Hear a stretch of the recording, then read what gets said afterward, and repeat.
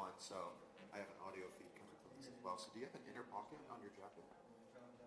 Would it be okay if I just slide that right in there?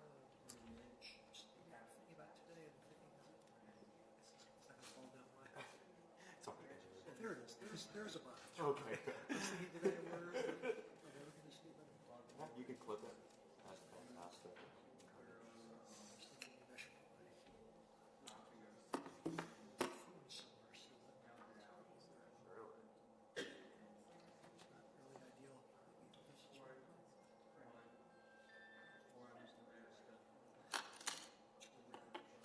gave the building all this stuff. Trying to get back in. Come back and produce our microphone.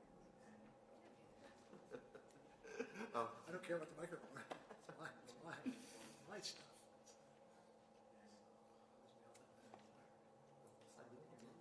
Just looking that way, maybe if we can go on the other side, that would actually be easier.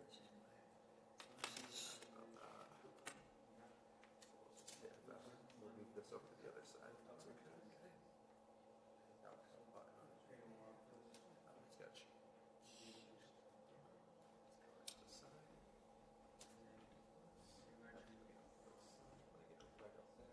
Since I feel like you might be looking at the thing, yeah, exactly. Exactly, and that's going to pick up all your voice. You won't have to worry about that at all. The only thing is it's not on yet, so you just need to flip the switch right before we get started. We could turn it on now if you'd like, but that's fine. So if you want to turn them on right before we get started, that'd be fine. Just sit it, just flip the switch. It's right on top of it. It's literally right. Or you can just remind me. It's right there. You just need to go like that. And the green light goes on. Oh. So right up there. Is there a pointer somebody right here? I guess not. Great question. I don't think there is.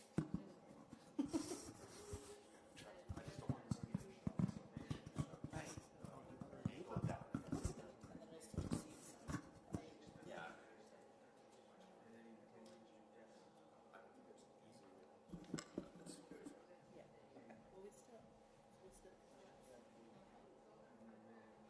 No, that's actually over. Yeah. I don't know. It was out. I can turn it on. I tested it. It's coming through, and it's coming through to me. So it's a win-win. And then I tested this guy as well, and that's coming through to me as well. So we can start asking down questions and stuff like that. Okay, we do. Oh, okay. And I said I would probably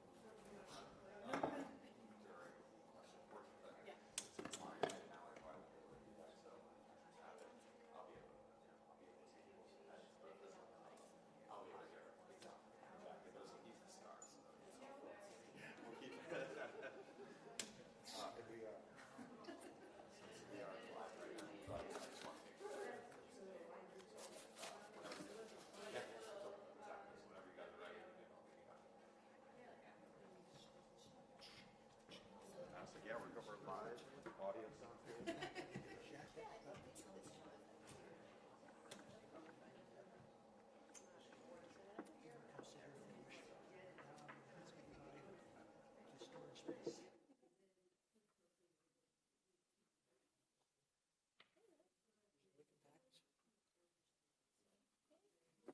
So then the question is, They can turn you try on. not to show in my pants here. That's the whole point. This too, maybe. Maybe just a key. Maybe that'll be. You gotta too many things.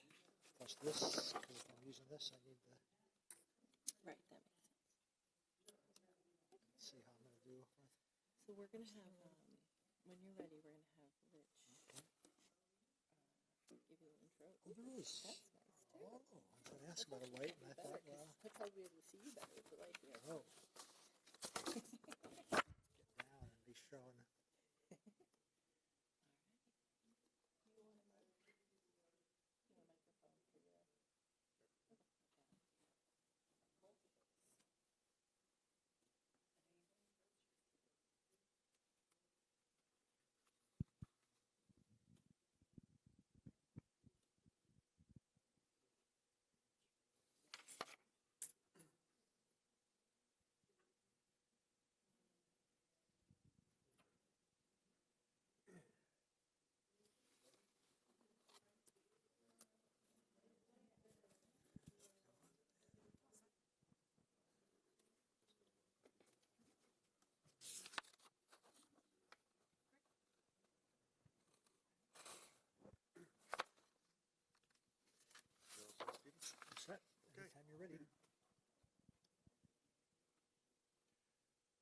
Well, welcome.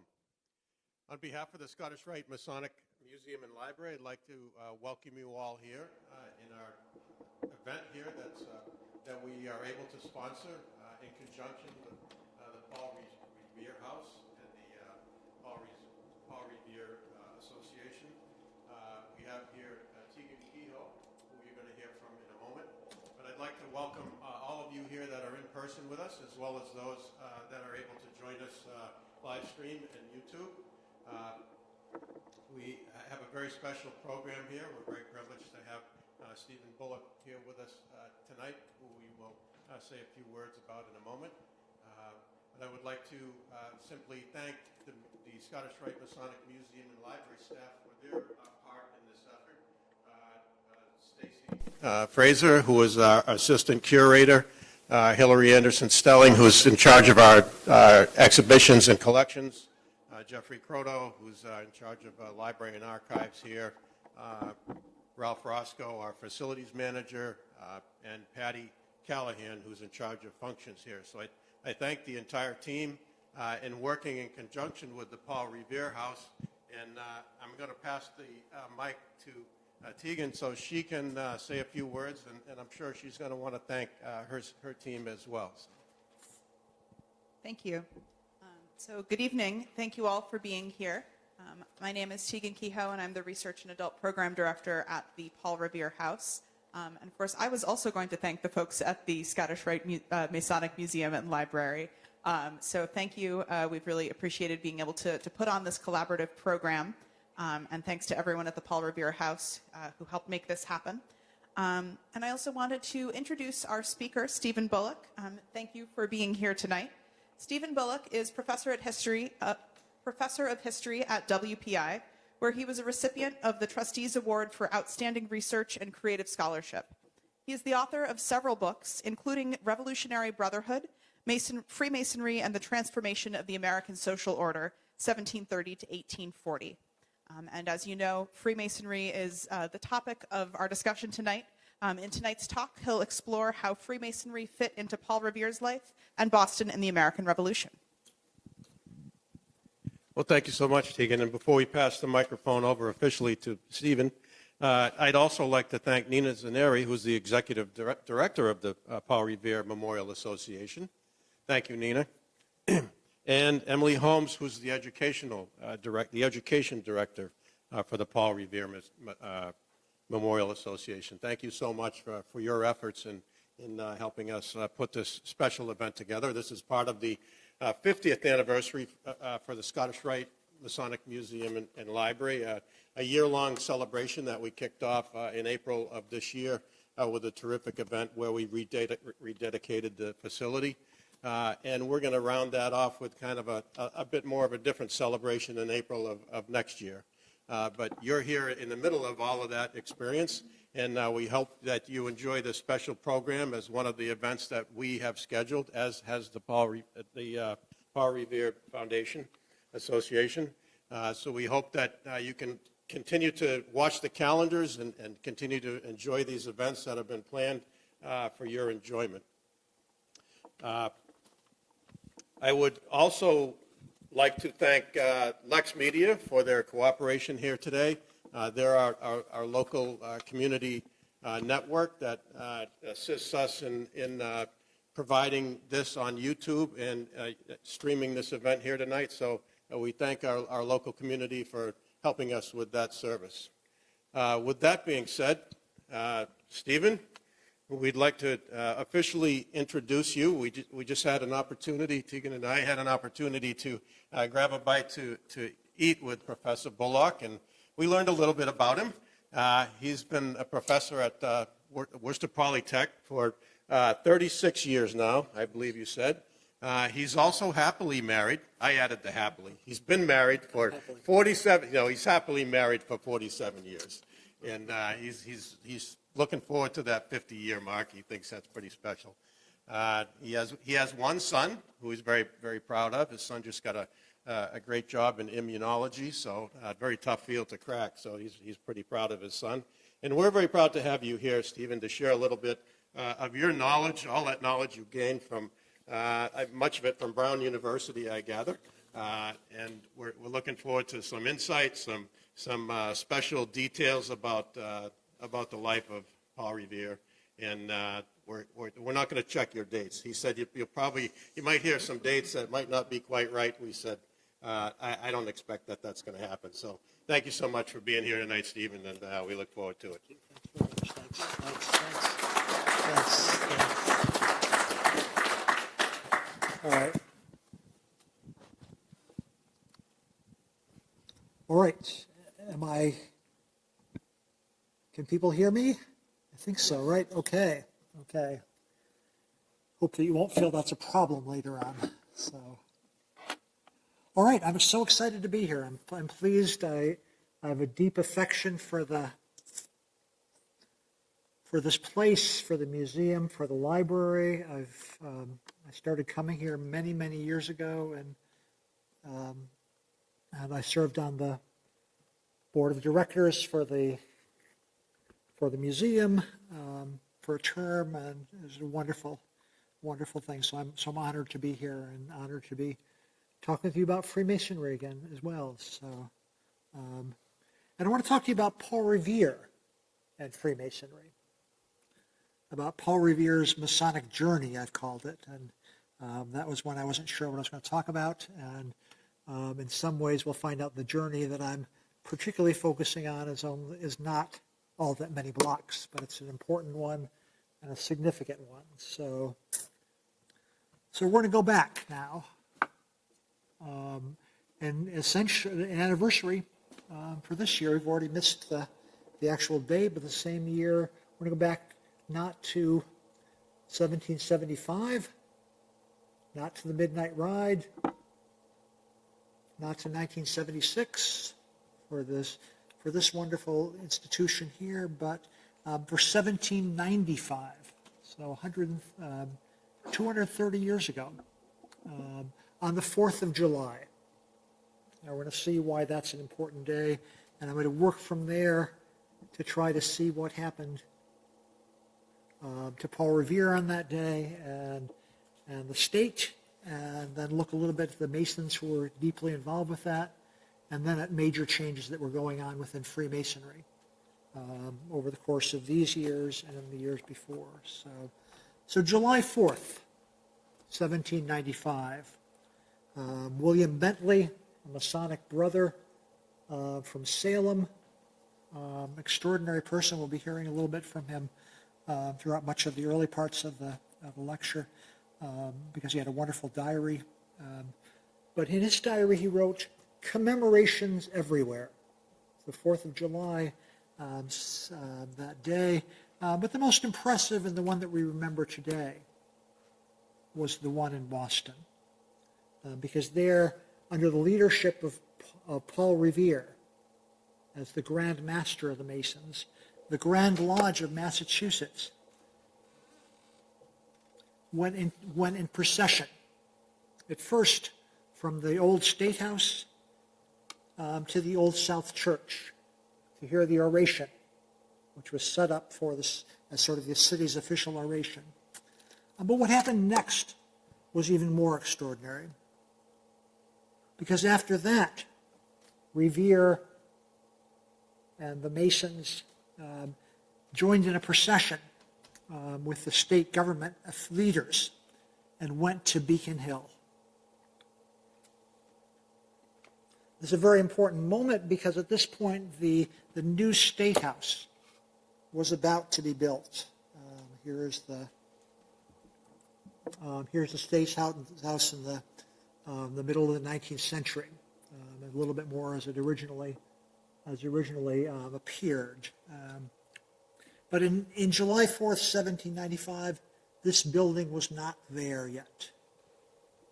And what they were doing was getting ready to lay the cornerstone for this State House, which has now lasted hundreds of years. And Revere is given a major position in that procession. At the front of the procession was a military troop and military music, a military band, Then came the cornerstone itself. A lot of carts decorated with ribbons and being pulled by 15 white horses.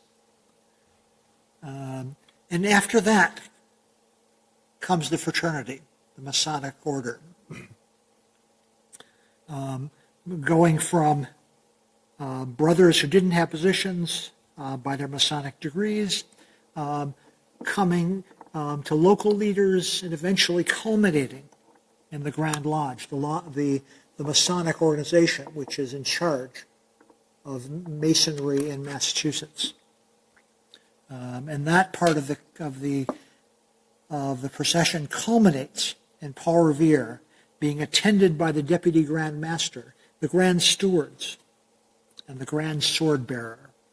So he's marching there with people who are attired in very fancy kind of things. Somebody presumably holding their sword up to show that partly that he's being protected.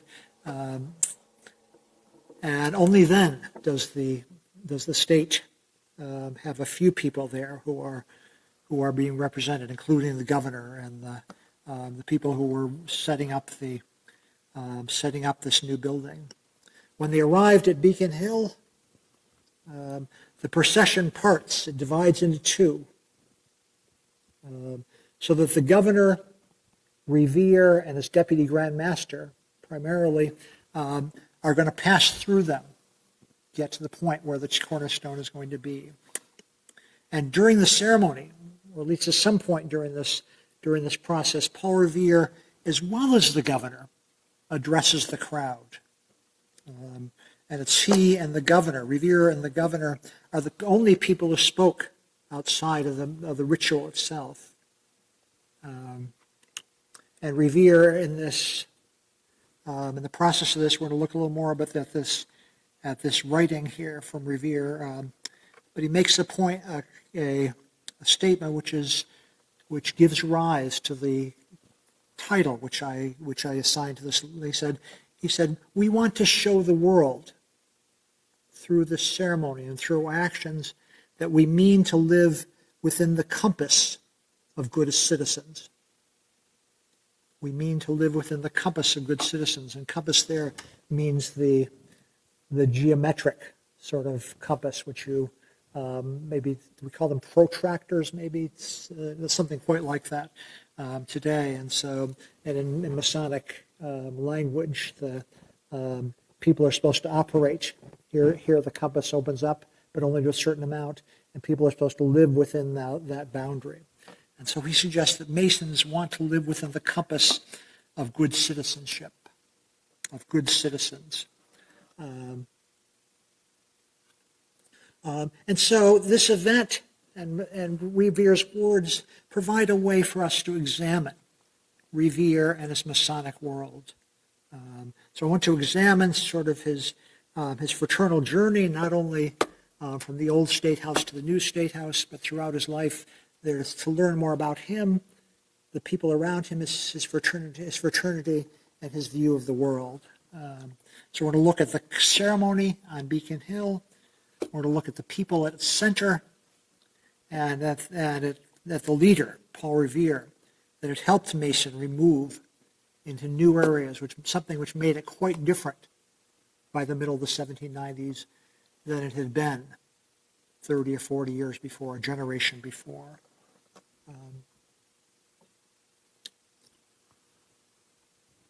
So let's get to the ceremony. Let's start with that. And Paul Revere's message at this point, this is what we have coming down. And I have to say that I've had anxieties today, in particular, because I'm not really sure when it is that Paul Revere spoke these words. And I even have anxieties that maybe he actually never spoke them. Maybe they're written down and he didn't get a chance to give them or something, because it doesn't seem as if in the discussion, in the reports of the ceremony that I've seen, doesn't seem as if there's a place where he speaks there. But I'm just going to assume, and this is something clearly written for a cornerstone there. And he says, "Worshipful brethren." And he's talking to the Masons here, interestingly. I congratulate you on this auspicious day when the arts and sciences are establishing themselves in our happy country, a country distinguished from the rest of the world by being a government of laws, where liberty has found a safe and secure abode. So he's starting off by saying it's an extraordinary day, and particularly because the world is moving toward this ideal of a republic based on laws, a republic based upon learning, upon education, upon the arts and sciences, a place where liberty is going to be able to dwell securely and safely. So he says that on this day, we are called to act, to assist in laying this cornerstone. And he goes on to say, may we, my brethren, so square our lives and our actions through life as to show the world and mankind that we mean to live within the compass of good citizens, that we mean to and wish to stand upon a level with them, that when we part, we may be admitted into the temple where reigns silence and peace. So he's calling upon the brothers to act in the proper kind of way, to square their actions, and to live within the compass of good citizens, so that Masons can stand on a level, on equality with the rest of society, so that when they leave, they may be prepared to enter the temple that is into heaven, there where reigns silence and peace. So this is a language. You can hear it. If you're a Mason, or if you've been around Masonic sort of things, you probably know this language to a great extent. But it's a language of metaphor, which relies on building tools. In some ways, that sort of belies the workaday nature of these objects, and sort of gives them a new kind of solemnity, a new kind of elevation.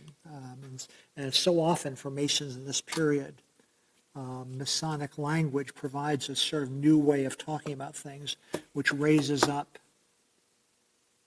the kind of things they're trying to talk about. And I would say as well that if we're going to think about this ceremony as a whole, that we think about this as an act of elevation, of trying to raise things up. So, in fact, in some ways, this is a literal sort of thing, because they are moving from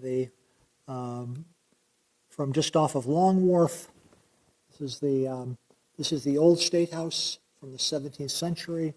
And if you were to come down here, you would see Long Wharf a little bit off to the right there. This is where the Boston Massacre would have taken place. So this is the commercial center of things. Now they are moving from the corner of King Street and Queen Street up to Beacon Hill. So they are. I won't take time here but they are heading to Beacon Hill. This is Beacon Hill in the 1760s. You can see the Common, Boston Common there, and up at the top you can see on the right, you can see this is where the Beacon took place, and that house to the left is John Hancock's house. John Hancock, the wealthiest man, the most important kind of political figure in Massachusetts at this point. So he is there, and then off to the right there, what's some people suggest is maybe John Hancock's cow pasture, which sounds too conveniently kind of odd to maybe be truly true. But so off to the right is where this new State House is going to take place. So they're moving up the hill there to the center of things, and they're engaged in the ceremony itself, which is quite solemn, to make it a place which is holy in the kind of literal kind of sense. Holiness meaning being set apart, being dedicated to higher values. Of course, the 15 white horses are also a sign of that kind of extraordinary nature of these kind of things. And if you don't know why it's 15 horses, you're like I was maybe a couple days ago. There were actually 15 states in the Union at this point. So they are. This is this is recognizing that Massachusetts is part of the larger nation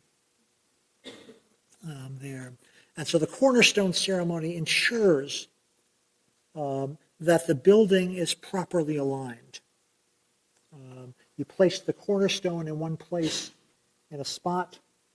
You make sure it's in the right spot. You make sure the stone is in good shape, so that from there you build the rest of the building. So it is the thing which sets it in place, which makes certain that it is properly aligned. And of course, this point of the ceremony is not only aligned physically, but morally. That is pointing in the right direction, oriented kind of correctly. And so they would have used the square and other things to suggest that the stone was a correct way. And so so people are supposed to square their lives and their actions, as Revere suggests in this charge here. So the governor then speaks. And the governor is somebody of great significance. I've left him off till now, but I imagine almost all of you will recognize him because it's Samuel Adams, the great figure in pre-revolutionary Boston and pre-revolutionary Massachusetts, who became the governor of the state.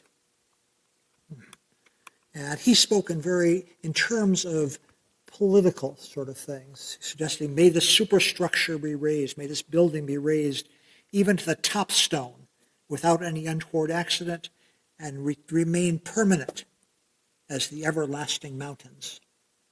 So may this building stay there.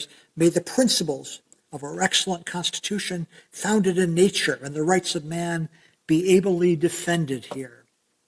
And may the same principles be deeply engraven on the hearts of all citizens, and there be fixed, unimpaired and in full vigor, till time shall be no more.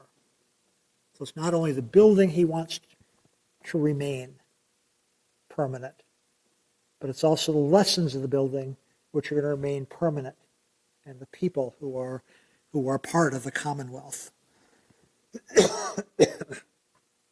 And so this new building is a symbol, a central symbol of this new government, of this new state created by the revolutionary government. But the ceremony is not only about the starting place, not only about making sure things are square properly in this world. It's also about not just about principles, but about prosperity. Not just about the root, but also the fruit, the results of this building. And here's where the Masonic symbolism speaks here. Because after they have declared the stone set up properly, they then go on to pour upon it corn, that is wheat, oil, and wine. That is symbols of agricultural success, symbols of agricultural security and those kind of things. So flourishing kind of things. So the pouring those things is meant to represent the kind of world which is beyond just listening to ideals, but also a world of where want is not necessary. So the health of the community is important as well. So Revere mentions these issues and his brief mentions in all sorts of ways. So there's our first sort of thing. And here I have to show you here. It doesn't seem like anybody's ever that I've found has ever taken a good picture of this. And now it's back. It's back in the foundation of the State House. This is a small silver plaque here, silver plate, which suggests that this cornerstone was laid in 1795 by Samuel Adams, Governor Samuel Adams, and by Paul Revere and the Masons there. So there it is right there, and this is a relatively small plate as far as I can tell, not too much bigger than something you could hold in your hand there. So it's there, and this is placed in there, and it's recovered again in the 1850s and later on as well. So there's the. So now we want to talk about who the people were. So we've seen the ceremony, we've seen the we've seen the cornerstone set. We've seen the cornerstone be, in a sense, baptized by the fruits of agricultural success. Now I want to ask who are the people? Who are these people who are, as Revere suggests, meant to be models of good citizenship, models of people who are trying to improve society, to enrich life there economically as well as civically. And of course, Samuel Adams. I don't think anyone called him Sam Adams, except it's hard for us today with our beer environment not to think of him that way. But here he is from 1774, actually an engraving engraved by Paul Revere right here. So he was already thinking about that connection. There he is there with the kind of extraordinary thing with the, I think that's a king there, or some sort of ruler or somebody being trampled down, and they're standing on the attempt to destroy Massachusetts there. So they are taking there, and there on the left is the pole with the cap on top, the knitted cap there. That's the liberty cap. That's a sign of liberty. It's a sign of someone who had previously been a slave and now had become a free person. So we'll see that. We'll see that again if we get that far, which I think we will. So Samuel Adams, sort of powerful symbol of that ideal of good citizenship. Somebody who was 73 years old at this point, already in his fourth or fifth decade of civic engagement and leadership, all the way back. You can see 1774, 21 years before. He had been so important that Revere engraved this image for a magazine being published in Boston there. But Samuel Adams is primarily interested in politics, not much interested in other forms of sort of thing, and associations and economic life. So he is talking in political kind of terms in that speech as well. Our second figure, the center of things, is Paul Revere. Here's an image, a drawing of him from 1800. So this is about the kind of the Revere that we'll talk. We'll see the great Copley portrait from his youth, where he is, or as a young man, he is sitting doing his work here, but he is a much more prosperous kind of person here. And Revere is one of the two Masons who are at the center of the ceremony, the two people who are named upon that plate there. And I hope you'll forgive me. I'm going to look a little bit at the third person who is third in line, who doesn't get to stand at the very center of things, but I think he tells us some more interesting things about the things I want to talk about, so we're going to come back to him. But all three of these people are of some kind of significant distinction, interested in civic as well as economic activities, well known in their localities. Revere at this point is 60 years old,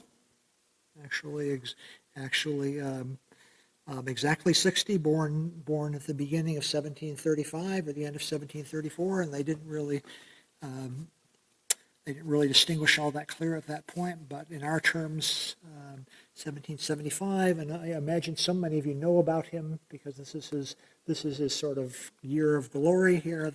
Someone who'd been an apprentice to his father, who was also a significant goldsmith there. But Revere goes on to have this kind of extraordinary journey economically, and as somebody who grew up as an artisan, somebody in that world, someone who moved on to become almost like an industrialist in our terms there. But he's somebody who doesn't have a wealthy family there. Samuel Adams, for all of our image of him today as being somebody of the people, of common sort of people, he is somebody whose family is wealthy enough to give him a Harvard education. So that costs a significant amount at that point. But Revere goes on to become a master goldsmith, but not really satisfied with things.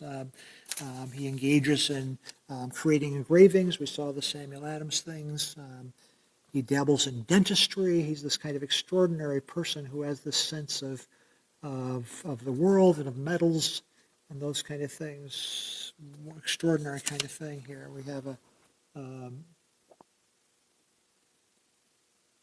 We have a trade card here later on from probably the 1790s, maybe the beginning of the 19th century, where you can see all the different sorts of things he is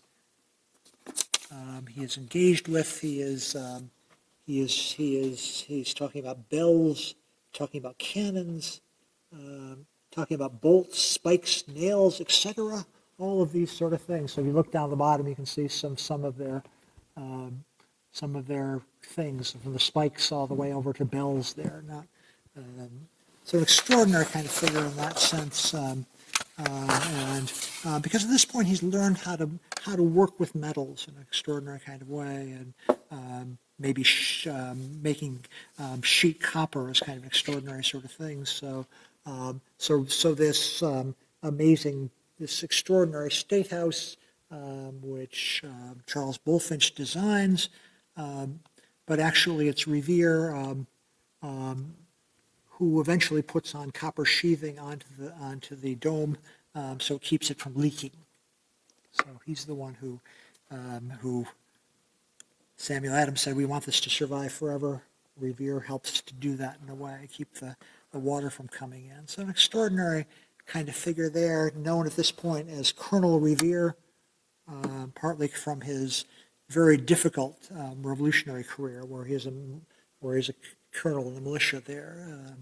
But Revere is involved in all sorts of activities and that sort of thing, support of almost every fire company I've run into there. He has some sort of finger in there. He is a charter member of the Massachusetts Mutual Fire Insurance. He is an original subscriber to the Massachusetts Charitable Fire Society. So kind of extraordinary.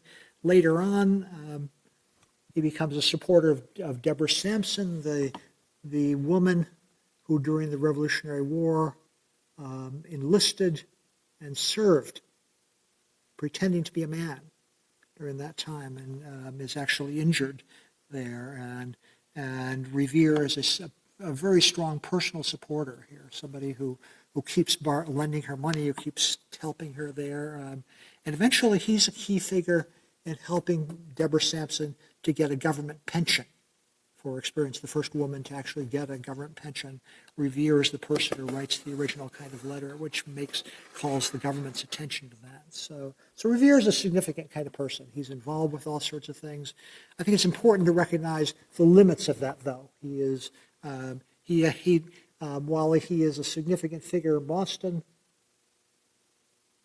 and as time goes on, particularly with his bells, he becomes known throughout New England as well. But he doesn't hold any kind of statewide office, let alone national sort of thing.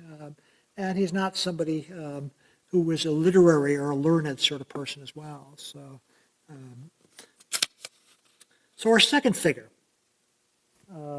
is someone who I couldn't find an image for. As far as I know, there's no image of him. But he's William Scully, somebody who I think who is serving as the deputy Grand Master, the person that the Grand Master chooses sort of as his assistant, the person who is going to help him do that work there. He's not somebody who has to be elected, not somebody who's given there. He is given that role so that he can be the helper there as well. So, but he has in some ways a sort of similar profile, although he holds more formal offices than Revere. He is a selectman of Boston for a few years. His father was actually a long-time member of the select board. Scully is also a colonel, but he seems to be much more successful militarily. He is the head of the Boston Regiment at this point. So he seems to be quite successful there, but he's just as ambitious, just as energetic about serving, about new activities. He starts off as an apothecary, so we can find a 1785 ad where he's saying, I moved my shop And we have a large and complete assortment of drugs and medicine of the best quality, he says. But within 10 years, he has moved to become the secretary of the fire insurance company. Somebody who was involved there, who was by 1798 in the city directory, he is listed at the fire insurance office. So he is there.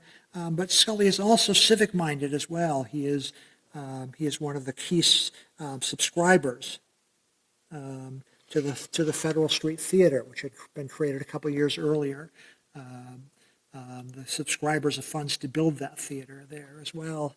And he'd worked with Charles Bulfinch, the great architect who designed the Massachusetts State House.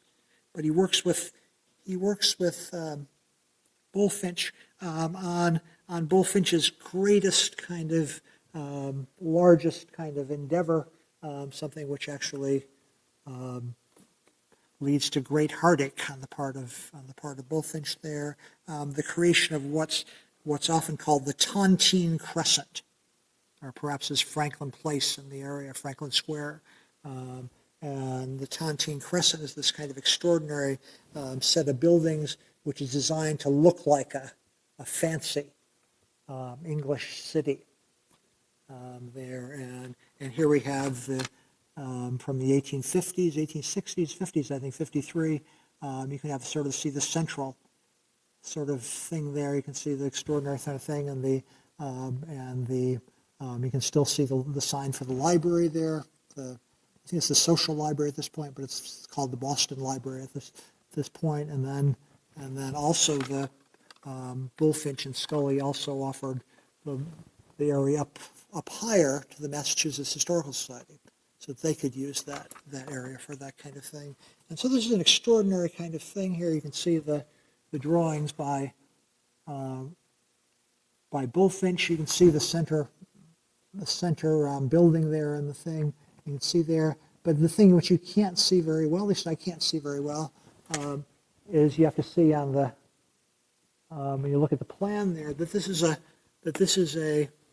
curved sort of thing. It's like a very fancy kind of 18th century English sort of thing there. So an extraordinary sort of thing. So in the right about the time we're talking about, I think beginning I think it's still Franklin Street in Boston. Yeah, sorry, Boston. It's been torn down. It was torn down pretty quickly after that. That's why that old cheesy portrait there. So. And so when you looked in the newspaper to find out about this, it would say, if you want to think about buying into this, looking into this, you need to apply to Bulfinch or to Scully. So in some ways, which I haven't seen any kind of official sort of thing, Scully is clearly involved quite there. But unfortunately, there wasn't all that much there. The buildings were economic failure. Bulfinch ends up going bankrupt only a few months after the cornerstone is laid for the state capitol. So Bulfinch goes on to be a successful architect, but he's sort of gone from his older kind of thing, which he's sort of dabbled in architecture and led the life of a fairly well-to-do person, to having to work harder at that thing. So maybe that's a good thing in some ways. And Scully himself becomes what I've sort of decided is maybe something like a real estate developer. There he is renting, leasing, building other kinds of property, and eventually builds his own building. This is a later picture of what came to be called Scully's Building. That is for center thing. You can see that. I think while Scully's alive, you can say this business is in Scully's building, and so as a result of this building, this becomes known as Scully Square. So, which is kind of storied place for Boston's amusement district. So the hero in On the Road, Kerouac's novel there, spends a kind of drunken night in a tavern on Scully Square. So eventually getting swallowed up by Government Center, and only, I guess, recently having returning to be Scully's square. So those are the two figures, Scully and Revere at the top of things. I just want to mention briefly a third figure who is the senior Grand Warden. So he is the third in line in some ways, but also the second most important elected official in the Grand Lodge, someone who's going to go on to become a Grand Master in the next 10 years or so. So he's a key figure, and this is Isaiah Thomas there, who is the Grand Master of Massachusetts from 1803 to 1805, and then they bring him back in 1809 as well. And he is a Worcester figure, somebody who was raised in Boston, but escapes to Worcester with the Battle of Lexington Concord. So because his newspaper was such a firebrand kind of thing, and so actually John Hancock gets sort of official kind of uses official channels to get paper for him, so this newspaper can become published as well. So he's a key figure, the most important publisher in America by 1795. All sorts of things. He's already starting publishing Bibles, the first American publisher to have a complete line of Bibles, all the different sort of Bibles which you can have here, and from 1797 to 1802, which is the 5 years before he retires, he publishes by himself 140 different publications, imprints, and with his Boston partner, they publish 117 more, which means that just him and his partner are publishing more publications than all New York City publishers put together. So he's a really significant kind of figure, twice as many as Matthew Carey, who is going to become the next most important printer in America once Isaiah Thomas retires there. So he's a key figure there, extraordinary kind of thing. And eventually he's going to retire in 7 years and go on to write this amazing history of printing in America, which covers not only America but all other parts of South America and those kind of things, and goes on to found the American Antiquarian Society, which is another institution which I have huge affection and appreciation for, and I actually see this picture every time I go into the American Antiquarian Society. So these are important key figures. William Bentley, who is not a pushover for things. He is this deeply learned Salem minister. He has the second best library in America, and the largest library, of course, is Thomas Jefferson. So he is right in that kind of category there. And in fact, Thomas Jefferson wants Bentley to become the founding president of the University of Virginia. So he's the person he thinks is going to carry on that tradition of learning kind of things. And 5 years after the ceremony, Bentley is going to have dinner with the Masons of the Grand Lodge and a number of other people there. But he says, I supped with Paul Revere, an ancient past Grand Master, and a select company. And the next person he noticed is Isaiah Thomas, the father of the press in New England. And he says, this was a feast upon our solemnities, which the most exalted genius might enjoy with enthusiasm. So he found this so overwhelming, so interesting, so fascinating there. All right, so those are the people. Those are the key figures. So sadly, we can't have dinner with them, have that kind of extraordinary thing that Bentley felt there. But we can have some sense now of the Masonic world in which they operated, because Revere, while this piece of writing which we've talked about there seems to be what possibly was his only public address, was not the only time he talked about Freemasonry. He is this incredibly active Masonic leader. And as Grand Master, he is speaking to the Grand Lodge and giving them directions and those kind of things. So he has decades of service as the master of his local lodge, years as member, and often an officer of the Straits Grand Lodge. So what I want to do in the little time I have remaining is to talk about the transformations of Masonry that Revere is involved with. And the first of these, he is part and parcel of this, something which is already sort of taking place. And the second of these, he is actually, as a Grand Master, helping to push this second movement farther. So the first of these movements comes in the 1750s and 1760s and 1770s, because Paul Revere, as well as George Washington, at the same time, Washington born about 3 years earlier than Revere, both of these people are part of a new kind of people coming into Freemasonry. In the decades before the Revolution, people who are not as well-to-do, people who are not of such high standing. Because earlier than this, colonial Freemasonry had been fairly limited.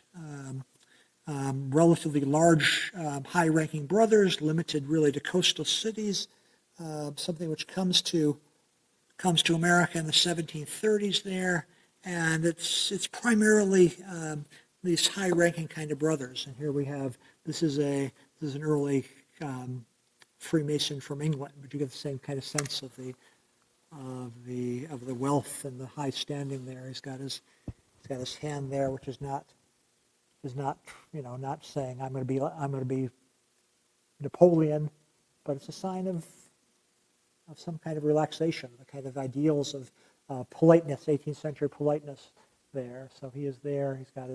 He's standing in a very 18th century genteel kind of manner. So he's got the sense of the world, which is not, you want to stand up like a military person.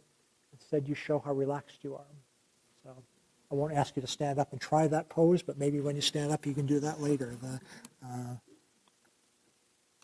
So this is the organization here, a group which begins with Boston's St. John's Lodge, 1733, and had this kind of high-level sort of thing. We have almost no pictures of early Masonic processions, but here's another non-Masonic thing where you get some sense of the procession here of the first anniversary of the Tuesday Club in Annapolis, Maryland. Here they are there. Here's the person, bowing to them as they go, as this elite group goes by. And it's even more extraordinary in 1739 in Boston. It says, almost all occupations ceased. The streets were covered. Windows, balconies, battlements of churches and houses were full of spectators who were highly pleased with the appearance of so many gentlemen. So that's what these guys are trying to suggest. We are central to this community. We are key figures which are standing above it, maybe rather than Revere saying we want to show we're on a level with the community. These are people who are standing above there. The first lodge, in fact, charged to be admitted 10 pounds in money, essentially, which is actually more than a sailor would make in 2 months. So these guys are asking for a lot of money, in part to say, no, you can't come in.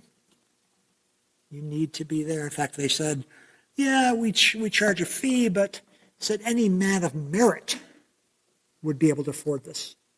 So they're saying we are part of this upper kind of group there. So this is a small kind of organization. But around the time of the Revolution, Masonry begins to expand, and people are moving into this who are not part of these higher levels of society.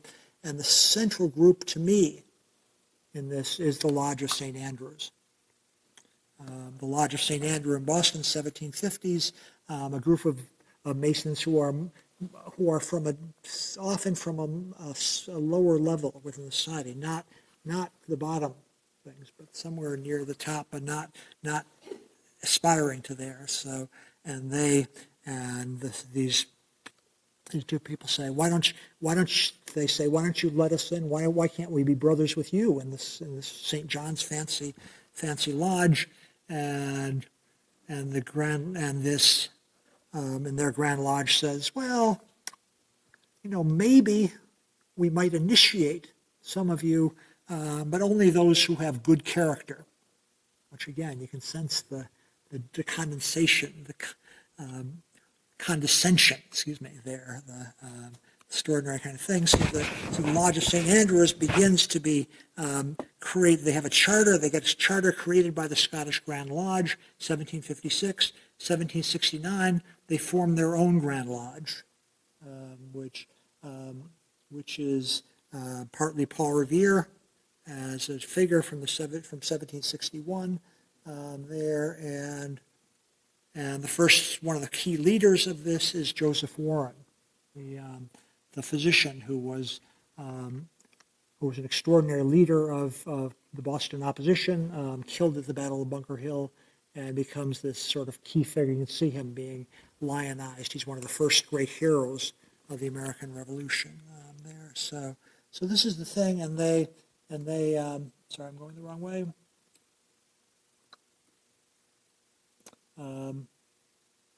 So you can see here, this is the place where St. John's Lodge and this Grand Lodge connected with it is created there, the Green Dragon Tavern, which the Masons there Masons, they say, we want to name this Mason's Arms. A little embarrassing, the Green Dragon, and nobody calls it that. So these are part of this lower kind of organization there.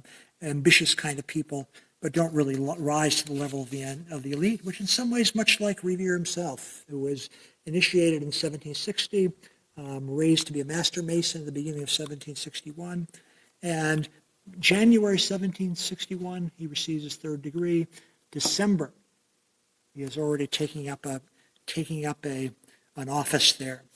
And he becomes an important figure in the lodge there. By 1771, he is the worshipful master there. He holds that position as the leader of the lodge for much of the Revolution. And then when the war ends and the Grand Lodge begins to say, maybe we shouldn't be part of this British world anymore.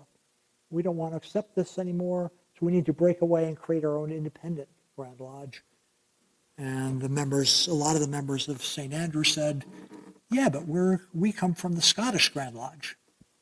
We didn't have a revolution against the Scots, but Revere and other members said, we need to break apart, so they formed the Rising States Lodge, which Revere is another sort of key figure there, master for many, many years.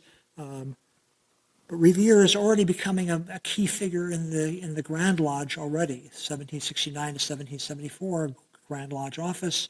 1777 to 84. 1784 is the Deputy Grand Master. And because of all his leaders, all his time leading in the lodge, he is an officer almost continually there. So, and in 1794, at the very end of the year, he is made the Grand Master there, and he holds a 3-year office there. So, is a key sort of figure. By this point, by the time you have the ceremony, he's been a Mason for about 35 years, and I estimate that about 33 of those he had held Masonic office. So an extraordinary kind of figure, deeply committed to Freemasonry in a way which makes him sort of different than Washington, who always spoke very highly of Freemasonry, always willing to suggest his support for them. But in some ways, Washington is sort of symbolically a key figure, someone who gets asked to do things and agrees. Revere is somebody who was in the trenches doing the work year after year after year, an enthusiastic participant. William Bentley in 1796, sort of a year later, suggests Colonel Revere enters into the spirit of our celebration and enjoys it. So Revere is part of that change there, although I don't think he's he's coming in as part of that. But Revere is also just as important for another part of it, another sort of expansion here. If he'd been part of that social expansion, now he's going to be an important figure in the geographical expansion there. The 1795 ceremony suggested kind of a Boston-oriented situation, institution there. But Thomas was worshipful master, the head of the Morning Star Lodge in Worcester, a place which is a small town at this point, only about 2,100 people in 1790, a lodge chartered in 1793 before Revere as Grand Master, and actually had their jewels made by Paul Revere. If you get a chance later on, you can actually see Masonic jewels made by Paul Revere, which Hillary has so nicely put out there. So Thomas is sort of a key figure there. He is one of the first deputy district grand masters there. So in some ways you're already seeing an expansion, but it's under Revere that this is turbocharged. This is greatly expanded there. And I've tried to suggest this in a really not a great example of how to use maps and those kind of things, but it's the best I can do quickly there. This is so you can see by county there. There are 3 numbers, each one of those, and so the first of these is up to 1789. I think these are the lodges which have survived up to 1792. So this is not every lodge created in Massachusetts, but it gives you a sense there. So Nantucket has a lodge before 1790. Boston has 5 lodges before 1790, and Essex County has 6 lodges before 1790. But notice what happens there. Essex, no lodges in the 1790s up to 1797, when Revere finishes being Grand Master. Boston, some growth here, but notice how many of these other places. It's the second and particularly the third number, which is so important. So actually, you look in Western Massachusetts there. So all the way out in the west, you had 2 lodges there, none. And the next tier down there, 1 in Worcester. So that whole half the state, only 3 lodges before 1790, and just in those 3 tiers there, you have 4 lodges, more than all you'd had before, just in those lodges where you had nobody there. So Norfolk as well, similar kind of thing. Plymouth, Bristol. So all of this is changing. So Revere is helping to create this, and in fact, there are so many lodges there. There are almost as many lodges chartered under Revere's leadership as there were that had existed before in 1792. So extraordinary kind of thing. But it's important to recognize, and this is I think, key to understanding Revere, is that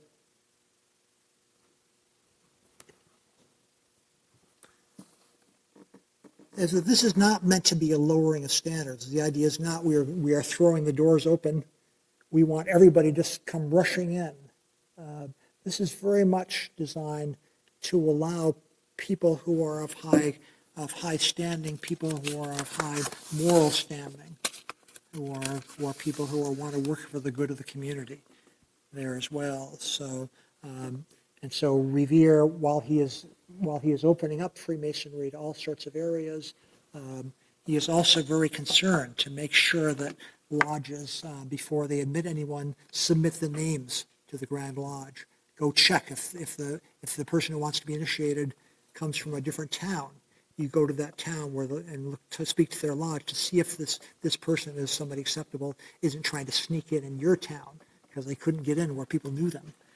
So he's very much concerned about that. So he is encouraging people to investigate there. And this, and I mentioned Deborah Sampson, the Revolutionary War soldier there. The thing which sets off the petition movement for him is he writes to the congressperson, and he says, "I've spoken to all sorts of people about her. And it is not a few people I've conversed about her. And all of them speak of her as a woman with handsome talents, good morals, a dutiful wife, and an affectionate parent. So all those things which Revere wanted Masons to be concerned about as well. So a kind of extraordinary thing. After Revere, things continue to grow. But by 1799, the Masons are beginning to say, wait a minute, we need to pull back for just a little while. So they suggest we're not going to have lodges for 2 more years. And the Grand Master even suggests, we're having all these public installations where we have a new lodge, we have these wonderful ceremonies, people come to see them, and he says, maybe that's not such a good idea. Maybe we're just getting people who are merely curious.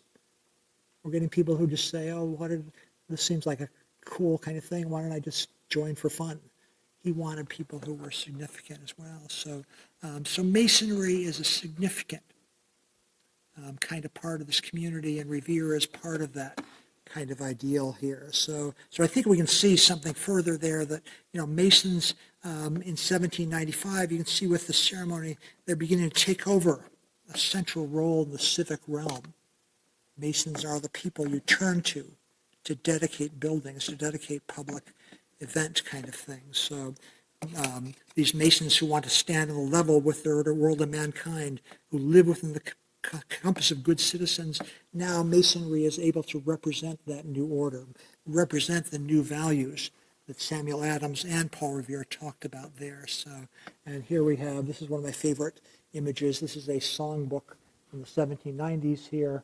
You have George Washington there as the key figure. You're celebrating him. But notice here, there's the Liberty cap, sign of liberty there. And this is meant to be America. They've got sort of American kind of things. But she's also got a Masonic apron as well. So America itself seems to be represented not only by liberty, but by the fraternity itself as well. I guess liberty, equality, and fraternity is what the French called for there. So the Masons are able to represent this new order, taking on this role of becoming sort of priests for this world, for when you need to dedicate a new building, and so they're representing the people. So 1793, this is George Washington at the United States Capitol building, is laying the cornerstone there. He's wearing quite possibly wearing this apron. I lose track of all the arguments about it, but I think that's the one there. And then to give another sense, the same year of 1793,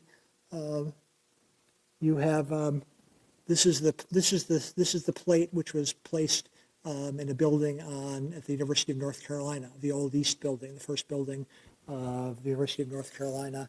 Very similar, of course, to the one we talked about here. So again, Masons are taking on this new role throughout this nation. So Paul Revere is an important part of that, and a significant figure there. So I think we'll leave things there. If there are any questions, I'll be happy to answer them, happy to talk about this, and thanks so much for having me.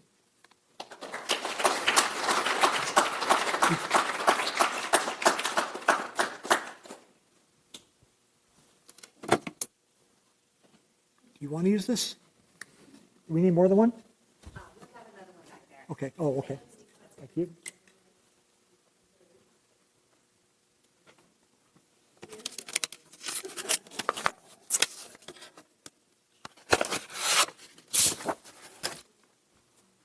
Steve, I wondered if Doesn't sound like it's on. I don't think so. How are we doing? If you could speak a little bit about how sort of what do you feel changed, because Paul Revere famously, when he died, was not celebrated as a Mason, and it's the point you've talked about is sort of a peak of his experience. If you've thought a little bit about like what changed. Yeah, I never thought about that. So you're saying people didn't really make much deal about that. Yeah.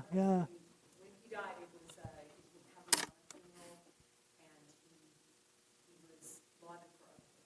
Yeah, I don't have much sense of him because I've been sort of following him through the 1790s and desperate to get that sort of sense of the thing. And it's partly once you get to 1797, he is term limited. So he is no longer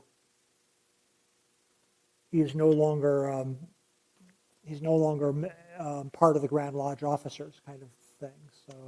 So I'm guessing that he probably maybe turns away. Maybe he's spending more time. Is it Cantondale? Is that right? Okay.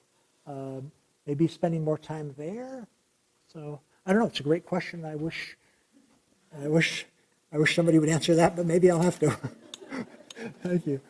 That was our Paul Revere House question too. Just thank you, Hillary. We have one that relates to whether or not Revere had the distinction of being Royal Arch or Knights Templar. Yes, I believe he was a member there. I was trying to look and see if I could see anything about his office. I don't know if that's the case, but he did receive those degrees, as did Isaiah Thomas. And I need to check for sure, but I've seen people suggest that he was the head of the Massachusetts kind of Royal Arch kind of organization. So, but I don't have a sense that it's really important for Revere there. The other name that comes up is Joseph Warren for those levels as well. So For those degrees. Oh yeah. I'm not absolutely sure that they're much. This I've left off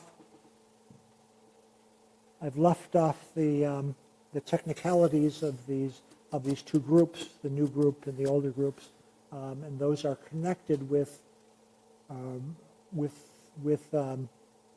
divisions within British Masonry as well, because what happens is the original Masons, the Masons who helped create Masonry in a speculative form, that is Masonry as a fraternal order rather than as something connected with the craft of building. These guys get challenged by the 1750s or so by groups sometimes connected with Ireland of that sort, and these guys claim we are the ancient Masons. We are the people holding on to the original kind of things. You guys are just moderns. It's kind of a weird idea. The people who created the whole thing, who in my mind originated Freemasonry, they get tarred as people who are just innovators, and these other people are suggest. So they're the ancients there, and one of the things which distinguishes the ancients is that they tend to think of the Royal Arch as a part of that. So there are three basic degrees within Freemasonry, and then there are what comes to be in America further degrees there. And the first one beyond there is the Royal Arch, the system there, and the Knights Templar. So I'm guessing that's why these guys are a little more curious about that and been involved there. But Pass the microphone down one. wow, so this is the Revere House murderer's row here. Yeah. Right. So it's Somebody striking. had her chance at me, and Yeah. you got me staggering here. So go ahead. It's striking to me when I hear or read depictions of Masonic ceremonies in this time period with things like a cornerstone laying, where this private group is fulfilling this civic function and is a big part of this public ceremony. Do you have a sense of how this was viewed by non-Masons, either men who chose not to become Masons or were not eligible for a variety of reasons, or by women or others? What was their kind of impression of the role of this? Yeah, no, I've never seen anybody say, "Look at those guys there. Why can't I be there?" kind of thing. So I don't think there's that so much. But there are certainly people who are feeling upset about this rise of Masonry. And I think, so often these are significant figures who are leading this sort of thing. So in the District of Columbia, it's George Washington. And what can you say? What can you say about George Washington? Certainly 1793, not much to complain. So there often are people who are at the top of things. It's really interesting. And I haven't figured this out but it seems to me the case that Boston doesn't really reach into the highest levels of the well-to-do and the more prestigious kind of people there. It seems like Harvard doesn't have much connection with Freemasonry either, although the person who precedes Revere, who is John Warren's brother, or is it John Warren? Lost track of my Warrens here, but Joseph Warren is the Grand Master. His brother takes up the Grand Mastership, and he's one of the first professors at Harvard Medical School. So there is that sort of connection. It seems to be doctors seem to be a popular kind of leadership group there for some, but you have the Cabots and the Lowells, say, who are probably coming into Boston about this time and setting themselves up as key figures, maybe living in some people like that living in the Tontine Crescent there. By the way, Judith Sargent Murray, one of the great early kind of feminist writers there, lives in the Tontine Crescent there for a lot of years. So I'm not absolutely sure, but I think part of it is also who has standing within that public realm. And part of what the revolution has done is that it's thrown out people from the public realm. So the king is no longer you no longer have a king. An aristocracy, you can't have an aristocracy. I was thinking of looking to see if there were any ceremonies at the foundation of the first State House.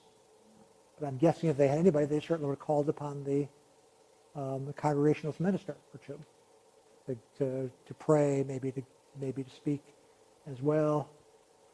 By the time you're at this point, there's no longer a church which has that kind of standing. Right, so who's going to go there? Masonry seems like a fairly, maybe almost less worrisome kind of thing there. So it's really not till the 1820s or so that you begin to, or beginning maybe the 18 teens or 20s, you begin to have this sense of, we're great, we're this extraordinary kind of thing, God created us kind of thing. That's more of a later thing. So those are just some thoughts. That's not a very clear, precise answer, and I sure wish I'd found somebody saying, why can't I do that? So, any questions?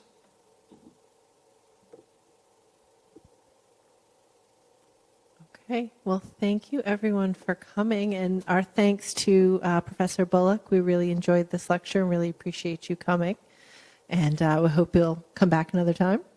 Give you a round of applause. Thank you very much. Thanks so much for coming. I really enjoyed to talk about this. Thanks. Bye-bye. All right, thank you. And anyone who's here, if you'd like to come to another lecture, I know the Paul Revere House has a couple more lectures coming up as part of their Lowell series. There's some postcards outside. And for those at home, it's on their website. Same thing here. We've got a lecture coming up in November with Joel Bowie. We have a little more information outside. And again, for folks at home, it's on our website. And we wanted to thank you all for coming tonight. Thanks so much.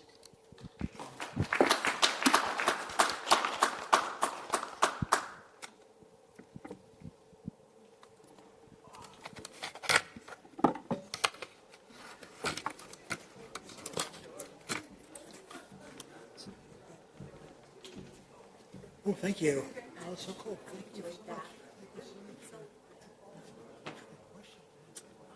I was thinking about this. I was like, it seems so abandoned.